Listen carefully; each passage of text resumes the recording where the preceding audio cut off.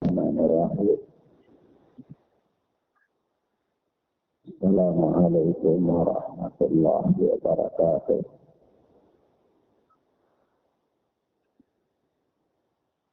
Walhamdulillahi hamdan katsiran thayyiban mubarakan fihi kama yuhibbu rabbuna wa yarda.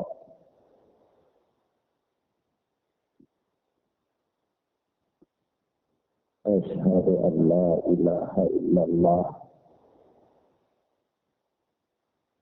wahdahu la syarika lah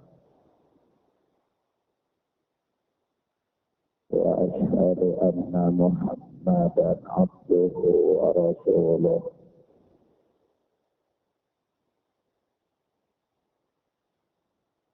Sallallahu alaihi wa ala alihi wa ashabihi wa man sara ala nahjihi ila yaumil qiyamah.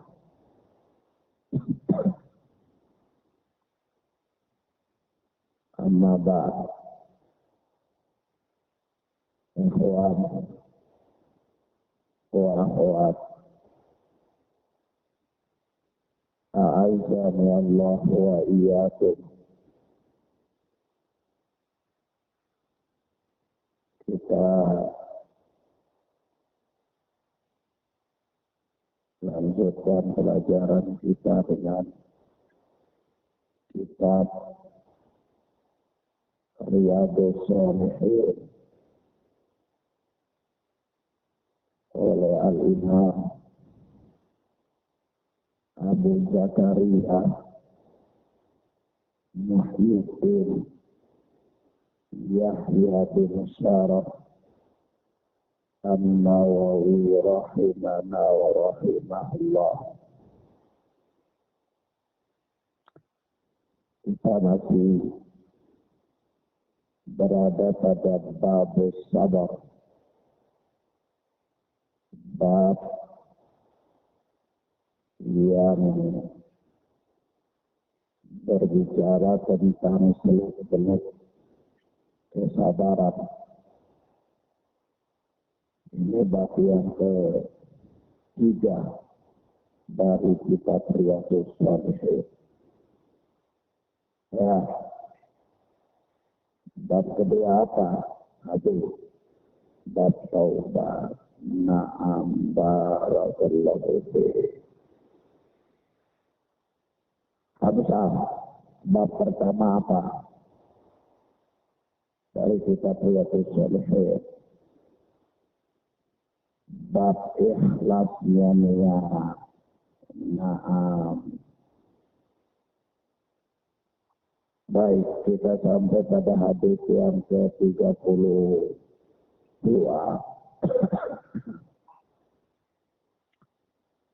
Hadis ke-32 dari kitab Riyadhus Shalihin. Menurut cetakan yang ada pada anak, yaitu Dar Ibnul Jauzi, yang ditahqiq oleh Syekh Ali bin Hasan bin Ali bin Abdul Hamid Al-Halabi rahimana wa rahimahullah. Berkata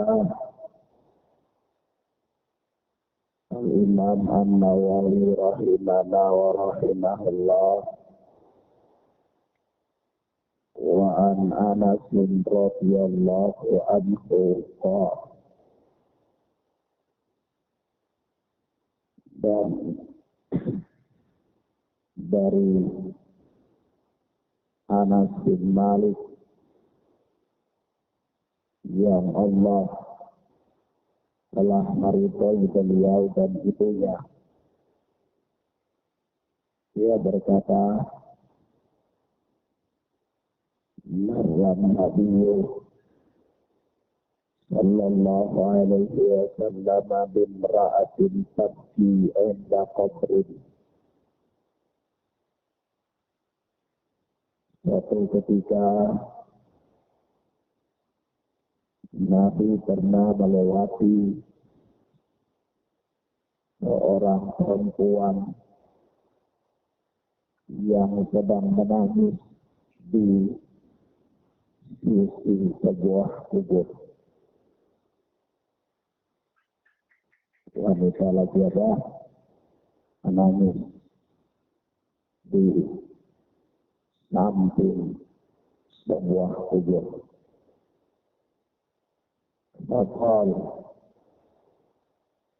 Maka Nabi pun bersabda, ittaqillaha wasbiri, bertakwalah engkau kepada Allah dan bersabarlah. Qalat, maka wanita ini pun menimpali sabda Rasulullah itu, yang dia berkata, ilaika anni, pergilah engkau dariku, dan menjauhlah dariku. Tidak usah ngomong-ngomong bertakwa dan sabar, sudah jauh sana pergi, gitu. Ya, namanya orang lagi sedih. Ya, wa innaka lam tusab bi musibati, karena sesungguhnya engkau tidak diberi musibah seperti musibahku ini. Yani engkau tidak merasakan apa yang aku rasakan sekarang. Walam ta'rifhu, sementara wanita ini tidak tahu kalau yang menegurnya itu Nabi Sallallahu Alaihi Wasallam. Tapi lalaha, maka setelah itu dikatakan kepadanya, innahu an-nabiyyu Sallallahu Alaihi Wasallam, sesungguhnya yang tadi itu adalah Nabi Sallallahu Alaihi Wasallam.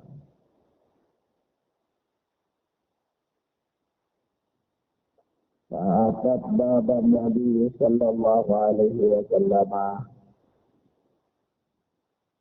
alam tajid indahu bawwabir, maka wanita ini segera mendatangi rumah Nabi Sallallahu Alaihi Wasallam. Alam tajid indahu bawwabir, dan dia tidak mendapati ada penjaga. Rumah Nabi itu tidak ada satpamnya, ada beda sama rumah gubernur, beda sama rumah bupati, beda. Ya, rumah Nabi Sallallahu Alaihi Wasallam ada penjaga. Jadi kalau mau ketemu Nabi, ya gampang saja. Ya, beda kalau mau ketemu gubernur, protokolnya banyak. Apalagi protokol kesehatan, ya, di zaman pandemi, ya, banyak lagi. Ya zamannya zaman PSBB, pendidikan sejarah bangsa-bangsa, berpindah kepada zaman PPKN, yaitu apa? Pagi-pagi ke masjid. Zaman PPKN itu pagi-pagi ke masjid. Ini semuanya serba repot. Tapi Nabi Shallallahu Alaihi Wasallam ini dijelaskan oleh Anas bin Malik radhiyallahu taala anhu bahwa fa'atat baban Nabi Shallallahu Alaihi Wasallam salam tajid indahu bawwabe. Maka wanita itu segera mendatangi rumah Nabi dan dia tidak mendapati di sana ada para pengawal, ada satpam. Faqalat, lalu dia berkata, lam a'rifka ya Rasulullah, aku itu tadi tidak kenal engkau. Yang tadi aku marah-marah di kubur itu karena tidak kenal engkau. Faqal, maka Nabi Sallallahu Alaihi Wasallam bersabda, inna masabru inda sadmatil ula.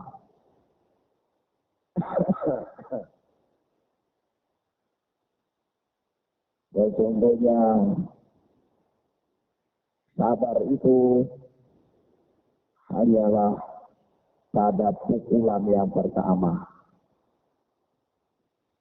pada goncangan yang pertama. Kata Imam Nawawi,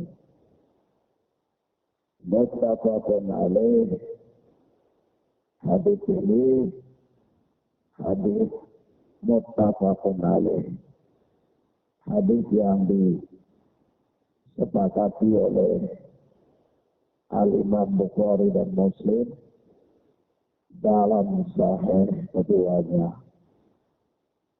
Wa fi riwayatin li Muslimin, dan di dalam satu riwayat bagi Imam Muslim, tabki ala sofiyin laha. Wanita itu dia menangis atas kematian anaknya. Ya, kalau dalam riwayat muttafaqun alaih tidak disebutkan dia menangis karena apa. Ya, dia datang di kubur nangis. Ini bisa jadi karena neneknya, atau bisa jadi karena mamanya. Ya, tidak jelas. Datang di kubur nangis. Bisa juga karena suaminya, bisa. Ya, nah, riwayat yang umum ini dijelaskan oleh riwayat Muslim, yaitu menangisnya ibu ini bukan karena dompetnya jatuh di kubur, ya, Hamzah, tapi karena apa? Anak kecilnya meninggal, lalu dikuburkan di kubur situ, maka dia datang menangis di situ. Ya, nah, maka ikhwana fiddina azanillahu wa iyyakum, hadis yang mulia ini ada beberapa pelajaran penting. gambaran umum daripada hadis ini adalah bahwa suatu ketika ada seorang ibu ditinggal mati sama anaknya. Lalu sudah dikuburkan, maka dia pun sedih, ingat-ingat anaknya, dia datang ke kuburan itu, dia nangis di sana. Ya, tumpahkan kesedihannya. Kebetulan Rasulullah lewat. Ya, Rasulullah lewat, lihat, ada ibu-ibu nangis di kubur. Maka Rasulullah pun datang. Rasulullah langsung katakan apa? Ittaqillah wasbiri, bertakwalah kepada Allah dan sabarlah. Ya, itu aja. Rasulullah baru ngomong kayak gitu, ini ibu sudah marah. Langsung apa? Kata dia, ilaika anni. Pergi sana. Ngapain nasihat-nasihat? Ya. Kenapa? Fa'inna dalam tusok di musibati. Makna umumnya, engkau tidak merasakan apa yang aku rasakan. Jadi, karena engkau tidak diberikan musibah, dengan musibahku ini begitu. Jadi engkau tidak merasakan apa yang aku rasakan. Ya, kamu boleh ngomong aja, tapi kan yang rasa itu kan saya. Ya, ya kamu boleh ngomong, yang tahu itu kan kita. Gitu. Maka apa? Karena dia tidak tahu ini Rasulullah, dia marah. Ilaika anni, pergi. Inna dalam pusat di musibati, engkau tidak merasakan penderitaanku. Lalu Anas bin Malik katakan, walam ta'arifu. Wanita ini dia marah kayak gitu karena dia tidak kenal kalau yang tegur dia itu adalah Nabi Sallallahu Alaihi Wasallam. Luar biasa ya. Nabi itu tawadhu. Ya. Jalan aja Nabi. Orang nggak kenal kalau itu Nabi. Ya.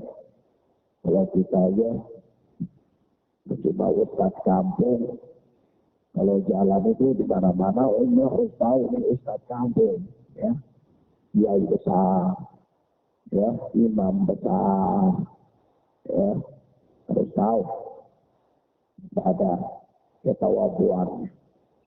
Kalau orang nggak tahu, perkenalkan. Ini nggak tahu kalau saya ini imam besar. Nggak tahu kalau saya ini kiai di kampung. Gitu. Tapi itu Nabi tidak. Ketika orang ini ngomel-ngomel, Anas bin Malik katakan dia tidak kenal kalau itu Nabi. Nabi juga nggak marah. Nabi tidak memperkenalkan diri. Tapi apa yang terjadi? Sudah Nabi pergi. Tidak mau lagi orang lagi sedih. Kalau kita lagi sedih, tambah panjang. Ya. Maka Nabi pergi. Sudah Nabi pergi. Lalu orang-orang pun beritahu dia. Beritahu wanita itu. Nabi itu Nabi. Yang kau marah-marah itu Nabi. Maka wanita itu kaget, buru-buru datang mau minta maaf di rumah Nabi Sallallahu Alaihi Wasallam. Datang ke sana, sampai di rumah Nabi, ternyata kata Anas bin Malik, dalam tajid indahu bawahin. Tidak ada satpol PP di rumahnya Nabi Sallallahu Alaihi Wasallam. Ya. Kalau kita pejabat-pejabat sekarang ini, kadang-kadang uang negara habis untuk pengawalan. Ya.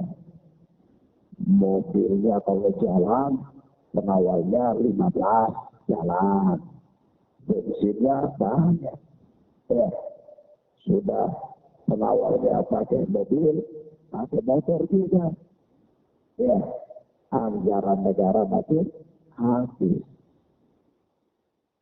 Nah, kasihan. Nah ini Nabi Sallallahu Alaihi Wasallam tidak ada. Sama sekali tidak ada Satpol PP. Tidak ada.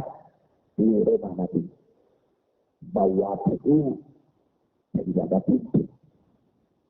Nah kalau dulu itu kan tidak ada istilah satpam, tidak ada istilah Satpol PP, tidak ada istilah pengawal khusus, tidak ada.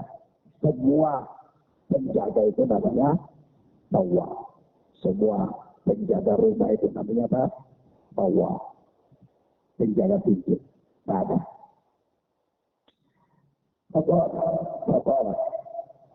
Maka wanita ini pun menyampaikan tuturnya kepada Nabi. Kata dia, lam a'rifka. Maaf, tadi itu saya tidak kenal engkau. Ya, Nabi juga tak marah.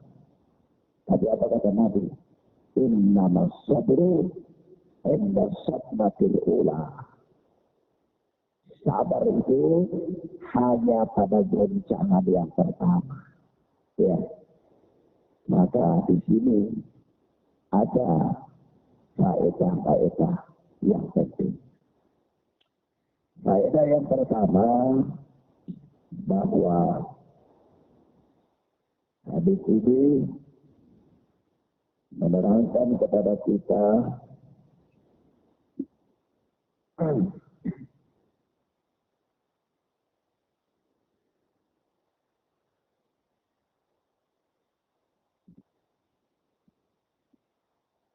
tentang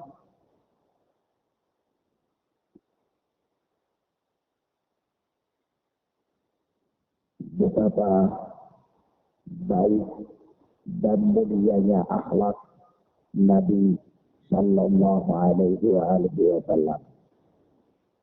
Nabi itu luar biasa sekali akhlaknya. Ya, sampai Allah puji akhlak Nabi. Allah berfirman, innaka la'ala khuluqin azim. Sesungguhnya engkau benar-benar berada di atas akhlak yang mulia. Ya, Nabi Sallallahu Alaihi Wasallam itu akhlaknya sangat baik, akhlaknya sangat terpuji. Tapi ingat, akhlak Nabi yang baik dan terpuji itu Nabi juga berperang. Ya, jadi jangan bilang akhlak baik dan terpuji itu harus apa? Tunduk gitu. Ya, gitu. Tetapi Nabi meletakkan sesuatu itu pada tempatnya. Coba bayangkan. Ketika orang ini marah terhadap Nabi, wanita ini, Nabi juga tak layani. Sudah tidak apa-apa. Ya, belum tahu sudah. Biar aja. Nanti juga setelah kesedihannya berlalu, dia paham. Ya, Masya Allah ya, Nabi itu sabar menghadapi proses. Kalau kita ini kadang-kadang tidak sabar menghadapi proses. Jadi maunya itu instan. Ya, maunya instan. Padahal Nabi saja nih, orang ini kalau Nabi mau marah, kalau Nabi langsung mau arahkan dia, mau langsung berikan hadis-hadis yang banyak, bisa. Apa yang menghalangi Nabi? Tidak ada. Tapi karena bagusnya, baiknya akhlak Nabi, Nabi sangat mengerti tentang proses. Nanti biarkan aja. Nanti proses, kemudian dia paham. Gitu. Ya. Jadi orang itu benar-benar Nabi itu sabar dalam menghadapi apa? Nabi orang yang didakwahi. Tidak terburu-buru. Dan itu bagian dari akhlak. Bagian dari akhlak Nabi Sallallahu Alaihi Wasallam. Yang kedua, faedah yang kedua dari hadis ini bahwa annal insana yu'baru bijahli, bahwa seseorang itu diberikan ujur dengan kebodohan. Jadi orang yang bodoh, orang yang jahil itu diberi ujur. Ya. Jadi ada kaidah mengatakan kejahilan itu ujur. Kejahilan itu adalah apa? Ujur syar'i yang menghalangi ditegakkannya hukum kepada seseorang. Ya. Nah di sini kita beri catatan. Catatan yang pertama, bahwa kejahilan itu bisa ditinjau dari dua sisi. Sisi pertama, apakah dia jahil terhadap hukum syariat, atau yang kedua, dia jahil terhadap keadaan. Jahil terhadap apa? Keadaan. Kalau dia, coba bayangkan, kenapa wanita ini kok kita katakan diberikan ujur karena kejahilan? Lalu wanita ini jahilnya masuk di mana? Sahabiah ini. Apakah jahil terhadap hukum atau jahil terhadap keadaan? Dua-duanya. Pertama, dia jahil terhadap, dia belum tahu terhadap hukum, yaitu apa? Hukum nangis di kuburan. Nabi maafkan, ya. Orang datang di kuburan nangis. Ratap gitu ya. Nabi biar. Yang kedua, dia nggak ngerti tentang keadaan. Yaitu apa? Orang yang dia marahi itu, ya, orang yang dia marahi itu Nabi, ya, gitu. Maka jahil itu jadi ujur. Baik jahil karena hukum syariat atau jahil karena keadaan. Ya ini bukan karena keadaan, tapi jahil dengan keadaan. Dia nggak tahu situasi. Ya. Nah. Catatan yang kedua. Kejahilan itu bisa terjadi karena dua sebab. Sebab pertama, jahil karena tasahul, meremehkan, bergampang-gampangan, gak mau belajar. Padahal ada sarana. Orang setiap hari ngajar, dia gak mau berdiri.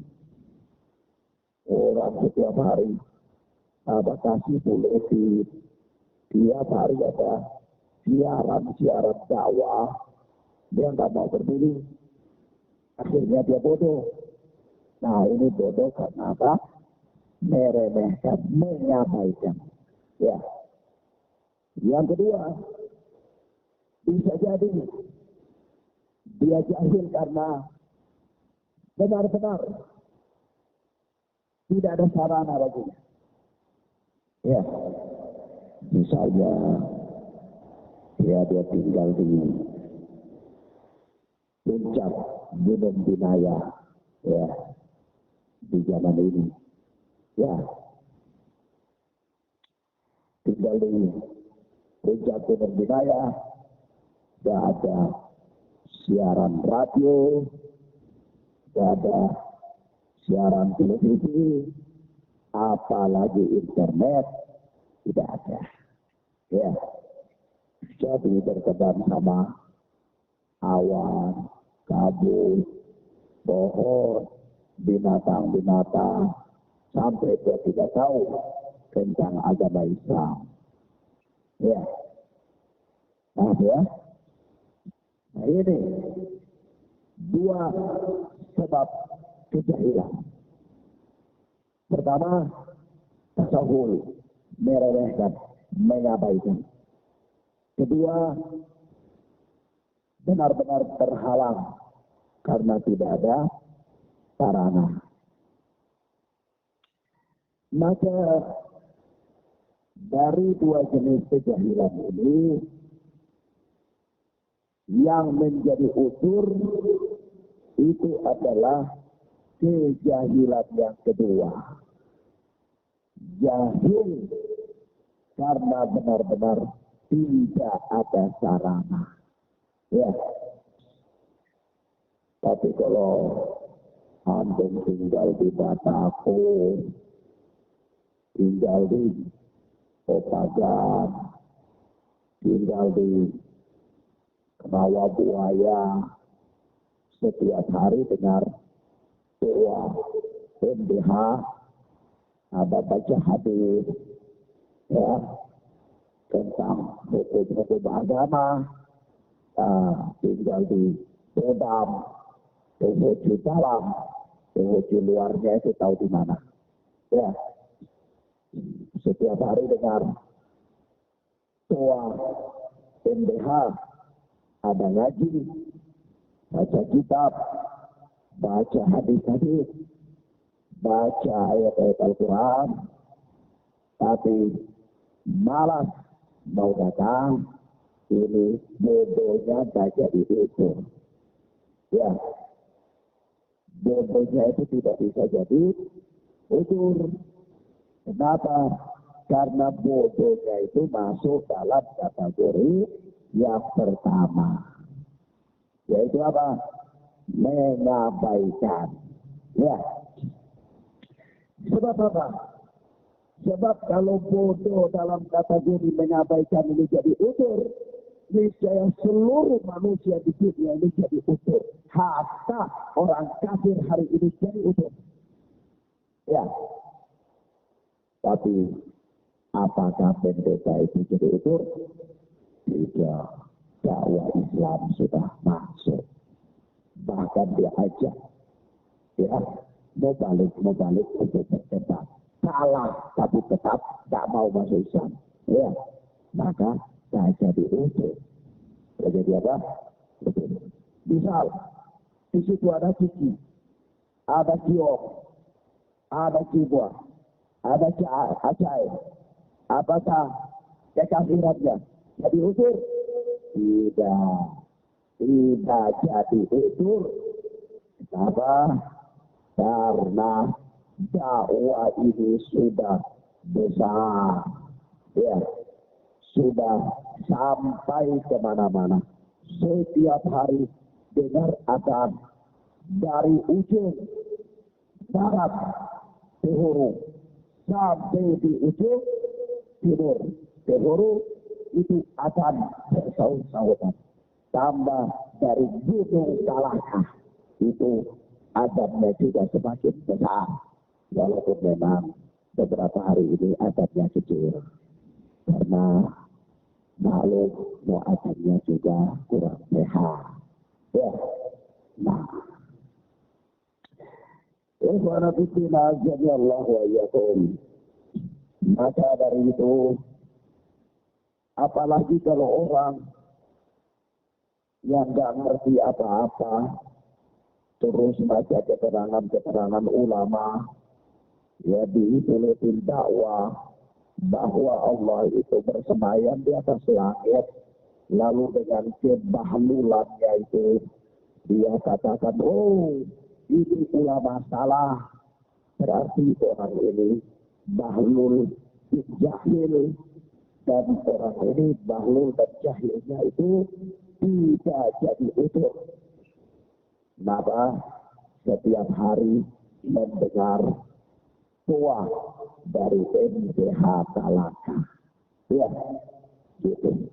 Jadi ini sarana untuk menyingkirkan utur bil jahil.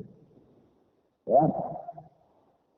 Tua-tua MDH dan buletin-buletin MDH itu sarana untuk menyingkirkan utur dengan kejahilan. Ya. Kecuali orang yang sama sekali belum pernah mendengarnya. Ya, dia bisa beralasan. Belum paham, tidak tahu. Ada pengajian Al-Quran dan hadis di mana, tidak tahu. Ya. Nah, jadi hati-hati.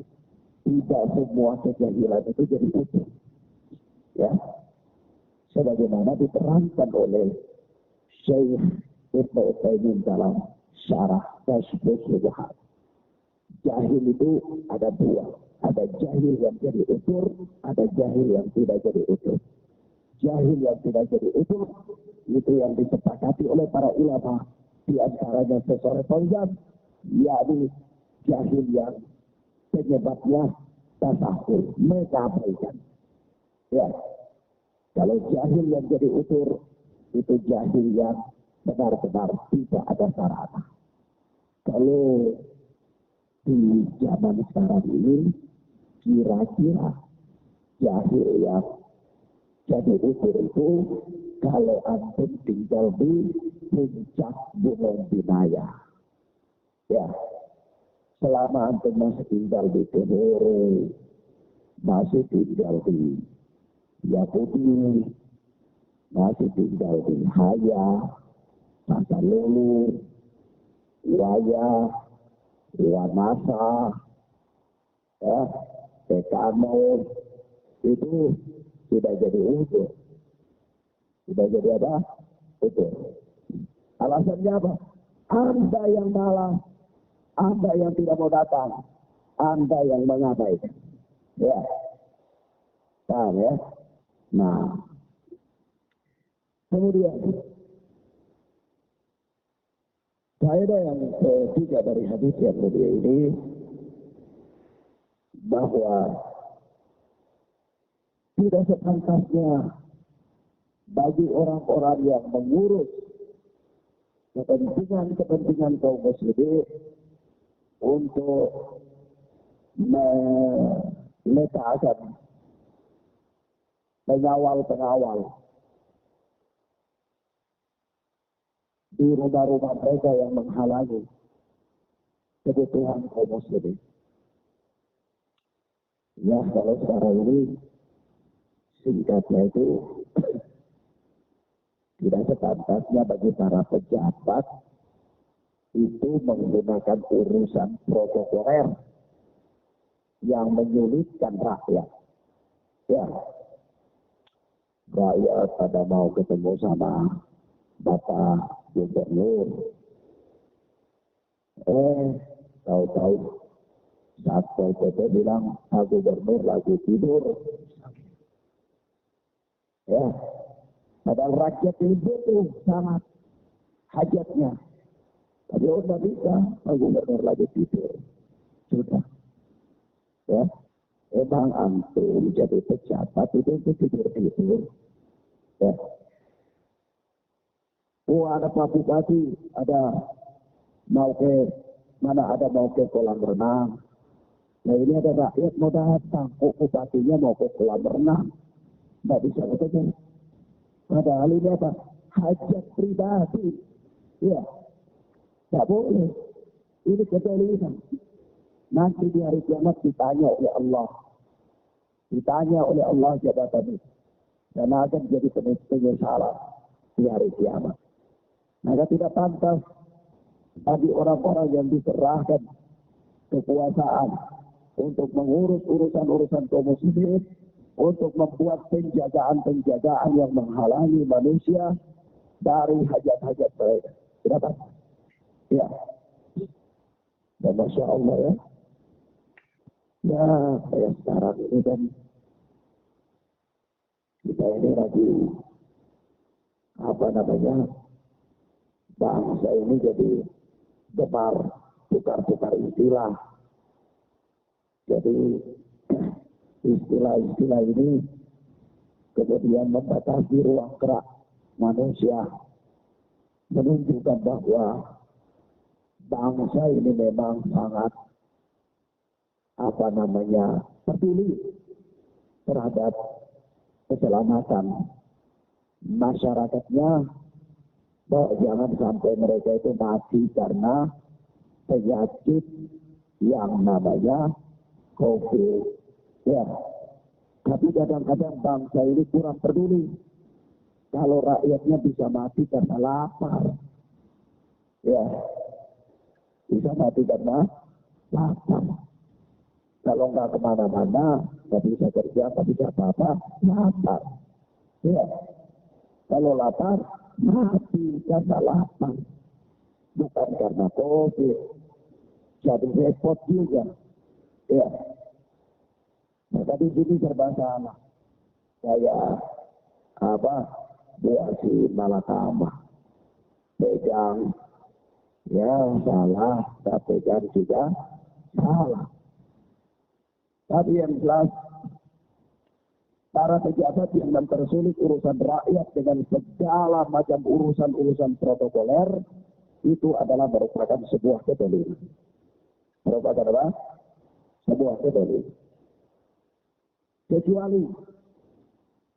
Kecuali kalau dikhawatirkan keselamatan pejabat itu. Misal ada musuh yang mau membunuhnya, ya, atau ada serangan-serangan, atau rakyat terlalu banyak dan dia ada urusan lebih penting, yaitu tidak ada masalah. Tapi kalau selama tidak ada, maka ini adalah sebuah kedoliman. Atau bayangkan Rasulullah, manusia yang paling mulia, kedudukannya sangat tinggi. Ya, orang yang dipilih oleh Allah. Itu di rumahnya, dalam riwayat ini, sama sekali tidak ada urusan protokol. Ya, tidak ada satu penjaga pun di rumah Rasulullah Sallallahu Alaihi Wasallam. Tawadhu Rasulullah Sallallahu Alaihi Wasallam. Nah, kaidah yang berikut, kesabaran bertolak belakang dengan ketidaksabaran bertolak belakang dengan ketakwaan. Ketidaksabaran bertolak belakang dengan ketakwaan. Ya kenapa Ustaz? Ya di sini Rasulullah suruh orang ini bertakwa, lalu Rasulullah suruh dia melakukan hal yang sejalan dengan ketakwaan, yaitu apa? Sabar. Ittaqillah wasbiru, bertakwalah dan sabarlah. Sabar sejalan dengan ketakwaan. Sebalikannya, ketidaksabaran bertolak belakang dengan apa? Ketakwaan. Gitu. Paham ya? Nah. Kemudian yang berikut dari hadis yang mulia ini, bahwa keharusan melakukan amar ma'ruf nahi munkar. Saya antum bayangkan ya. Rasulullah begitu lihat ada orang melakukan yang demikian, Rasulullah langsung tegur. Ya. Ittaqillah wasbiru, bertakwalah dan sabar. Rasulullah ingkarul munkar. Ya. Mengingkari kemungkaran dan memerintahkan kepada yang ma'ruf. Ya. Nah, dan itu harus. Jadi jangan terkesan mengabaikan ingkarul munkar. Masyarakat ini jadi rusak. Tatanan kehidupan bermasyarakat jadi kacau balau kalau manusia melupakan prinsip amar ma'ruf nahi munkar. Ya. Kalau orang tidak amar ma'ruf nahi munkar, nanti ada orang tetangga mau cuti, mau miras, mau apapun, ya terserah. Gitu. Ya. Dianya yang penting nyantai. Ya. Apalagi kalau dia misal petugas, kalau orang miras dia dapat jatah, dia lebih nyantai lagi. Ya. Nah ini tidak boleh. Haram. Ingkarul munkar, amar ma'ruf nahi munkar. Itu harus ada. Bahkan meninggalkan amar ma'ruf nahi munkar adalah merupakan sebab turunnya laknat Allah Subhanahu wa ta'ala. Merupakan apa? Sebab turunnya laknat Allah.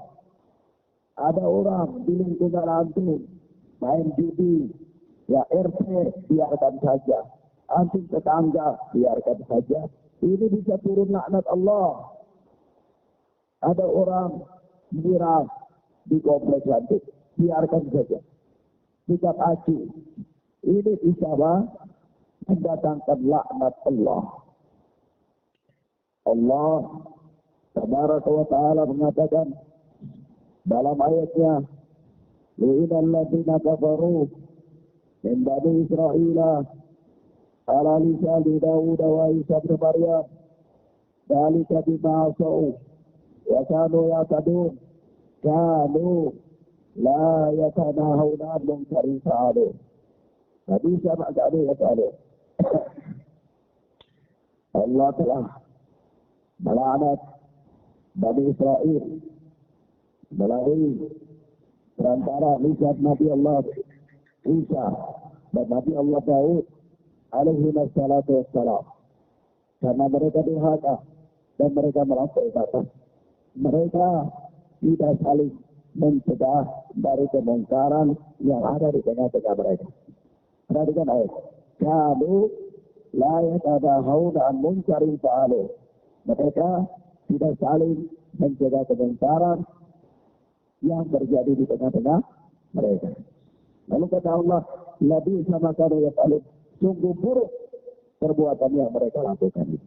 Jadi apa? Meninggalkan amar ma'ruf nahi munkar itu sendiri keburukan. Meninggalkan ingkarul munkar itu keburukan. Jadi jangan menganggap bahwa biarkan mereka dengan kemungkaran kita tetap aman atau kita yang penting selamat. Tidak. Anda membiarkan kemungkaran itu sendiri adalah keburukan. Itu sendiri adalah apa? Keburukan. Jadi kemungkaran itu harus dicegah. Nah, kita kalau tidak mampu, kita dengan tangan, tidak mampu dengan lisan, tidak mampu dengan hati. Ya kalau dengan lisan ya lapor petugas polisi, ya datang ke kantor polisi. Kalau Pak Polisi lagi duduk kantor TV, ajak ke tempat apa namanya kemungkaran itu, tempat judi, tempat miras, ya ajak ke sana. Ya, kenapa? Itu tanggung jawab, sebuah kewajiban, sebuah apa? Kewajiban. Nah, baik. Kemudian faedah yang berikut dari hadis yang mulia ini bahwa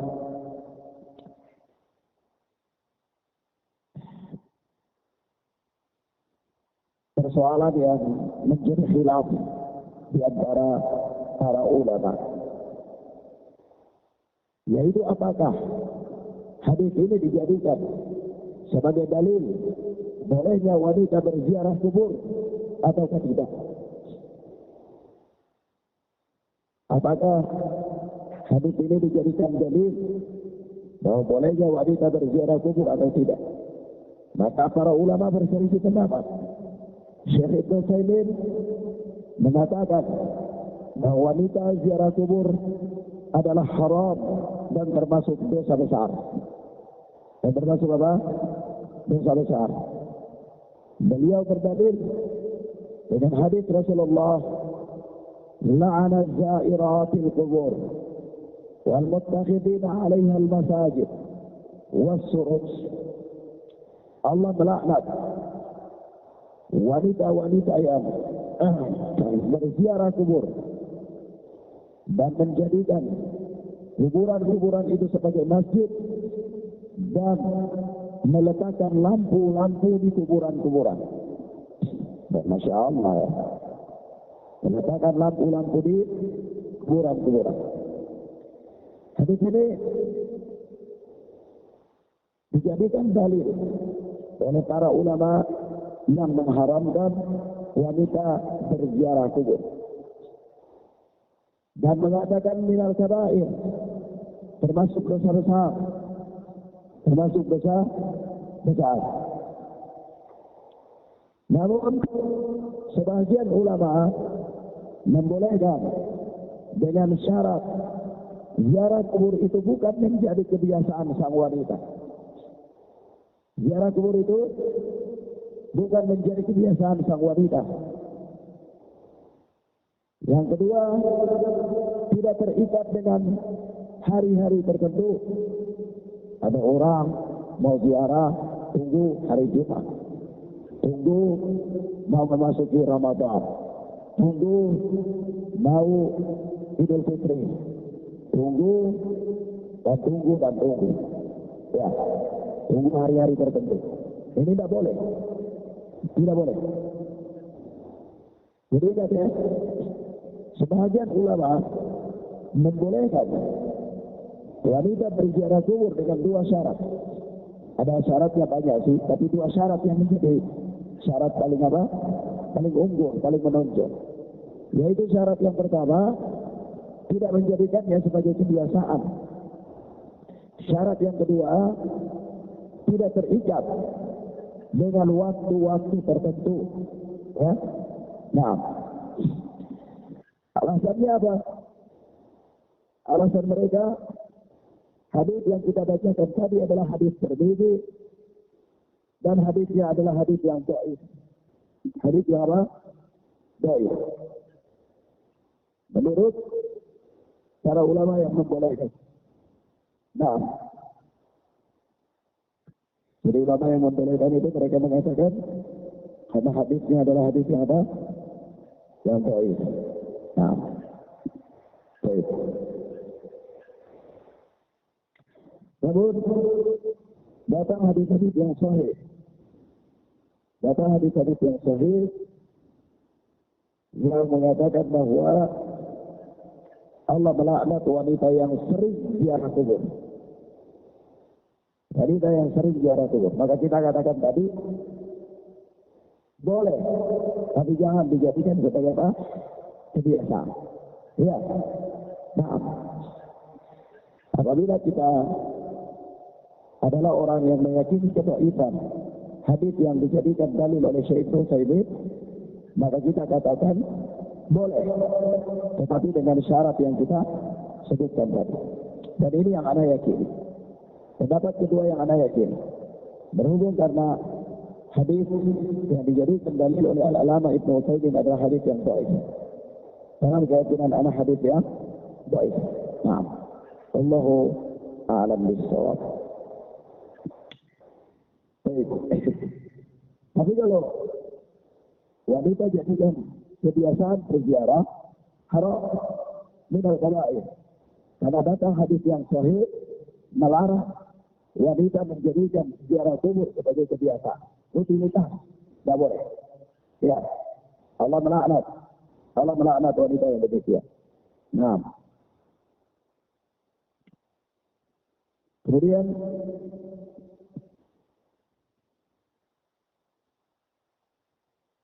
yang berikutnya, ikhwan,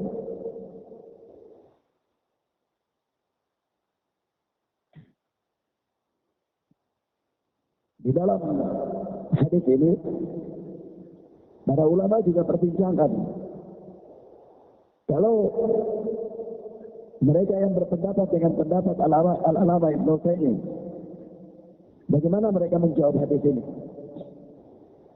Kalau mereka mengatakan bahwa berziarah kubur bagi wanita haram dan minal kabair, lalu bagaimana menjawab hadis ini?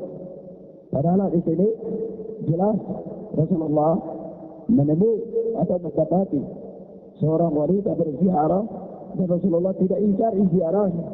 Tapi yang Rasulullah ingkari adalah kesabarannya, ketidaksabarannya itu. Iya. Paham ya? Paham. Tangisannya itu. Maka jawabannya bagi mereka, sebagaimana yang dikatakan oleh Syekh Utsaimin, wanita ini keluar dari rumahnya ke kuburan bukan untuk berziarah, tapi untuk menumpahkan kesedihannya. Untuk apa? Menumpahkan kesedihannya, bukan untuk berziarah. Nah, paham ya? Baik, ala kulli hal, di dalam bab ini ulama khilaf. Dalam bab ini ulama apa? Khilaf. Panjang. Al-Alamah Mirukani Syekh Salim bin Id Al-Hilali hafizana wa hafizahullah telah menjelaskan hal ini dalam beberapa lembar.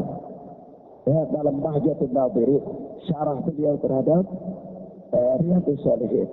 Nah, beberapa lembar. Dan beliau pun merajihkan pendapat yang kedua yang mana katakan tadi. Nah, wallahu a'lam bishawab. Baik.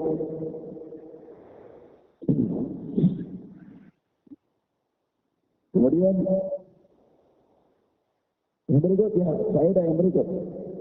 Faedah yang keberapa? Agung. Faedah yang keberapa? Ketujuh. Nah, yang terakhir dari apa?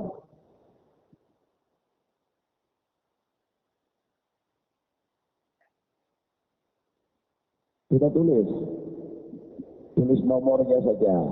6, 7 gitu. Oh, belum lengkap. Baik. Baik.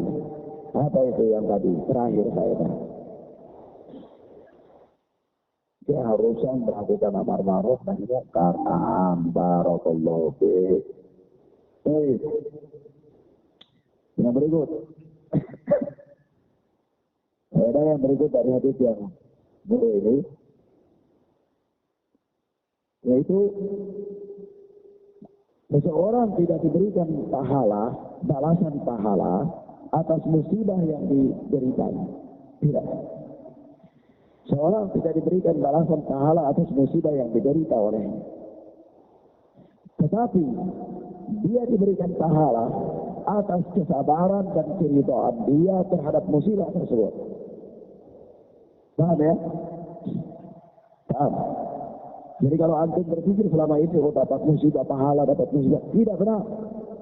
Orang yang mendapatkan musibah itu tidak diberikan pahala atas musibah yang Allah berikan kepadanya.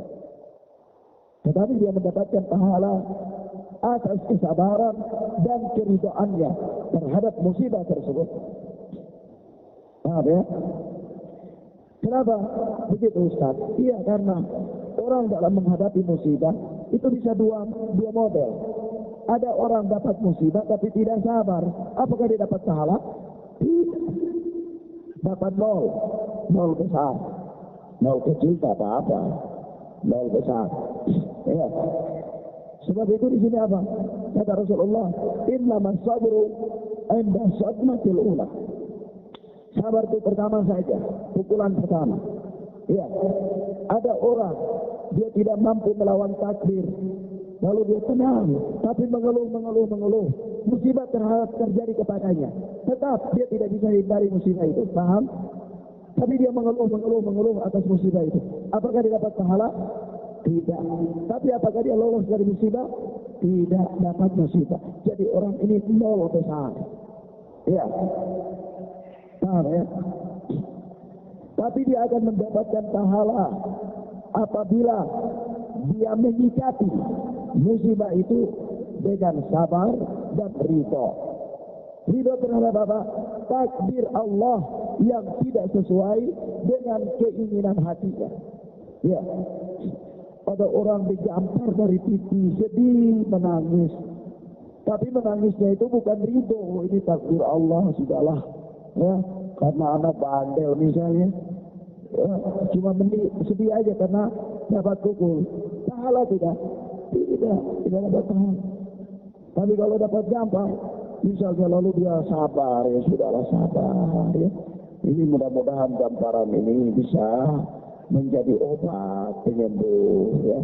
Ini takdir yang tidak enak, ridho bahwa tamparan ini terjadi juga karena takdir Allah. Ya, karena kalau Allah nggak takdirkan nggak bisa terjadi.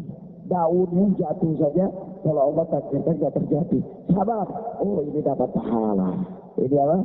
Dapat pahala. Kalau yang kayak gini, iya, paham ya? disuruh sama istri beli bawang. Ya aduh, ini sebenarnya bukan tugas anak ini. Sudahlah sabar aja. Sebenarnya bisa lawan, tapi ya sudahlah sabar aja, beli bawang. Pulang beli tomat lagi. Loh, tadi kamu suruh sekalian bawang dan tomat sekalian, kenapa sih? Nah, harus bawang dulu, pulang tomat lagi, sabar aja. Oh, ini dapat pahala. Dapat apa? Ini musibah, ini musibah. Musibah. Nggak ada sejarah itu para sahabat disuruh sama istrinya beli bawang, ada. Yang ada itu ya para sahabiah kasih minum kuda suaminya, itu ada, itu ada. Yang ada dalam sejarah itu para sahabiah pikul kayu bakar bantu suaminya, itu ada. Ya, paham ya? Jadi ini musibah ini. Nah, kalau laki-laki yang sering dapat musibahnya gini, sabar, itu dapat pahala. Ya, tapi kalau nggak ada sabar, nggak dapat pahala. Ini musibah, musibah, nggak dapat pahala. Gitu, paham ya? Jadi ini apa? Sekali lagi, faedah ini adalah faedah yang apa? Seseorang tidak diberikan balasan pahala atas musibah yang menimpanya, tetapi dia akan mendapatkan pahala atas kesabaran dan keridoannya terhadap musibah tersebut. Nah, ya. Jadi kalau dia tertusuk duri, lalu dia ngamuk, dapat pahala? Tidak. Tapi apakah dia bisa terhindar dari tertusuk duri? Tidak bisa, sudah terlanjur tertusuk duri. Iya. Tapi kalau dia tertusuk duri, lalu dia sabar, ridho, ya Allah ini sudah takdir. Kaki ini, tadi kalau bukan takdir, pasti malaikat pindah kaki ini dari duri. Tapi karena ini sudah takdir, sabar, dapat pahala. Ya, gitu. Kesedihan, ya macam-macam masalah. Intinya musibah. Intinya apa? Musibah. Paham ya, Sob, ya? Nah, misalnya ada ngantuk, dapat kaki bangun untuk sholat malam. Itu musibah apa bukan? Bukan. Itu bukan musibah. Ya, wah ini musibah ini. Ada tidur enak-enak, kasih bangun. Oh, itu bukan musibah. Ya, itu bukan musibah. Ya, paham ya? Nah, wallahu a'lam bis-shawab. Baik. Demikian ikhwan, kita cukupkan sampai di sini. Insyaallah taala kita lanjutkan pada pertemuan berikutnya. Hadanallahu wa iyyakum wa barakallahu fikum. Subhanakallahumma bihamdika asyhadu an la ilaha illa anta astaghfiruka wa atubu ilaik. Wassalamualaikum warahmatullahi wabarakatuh.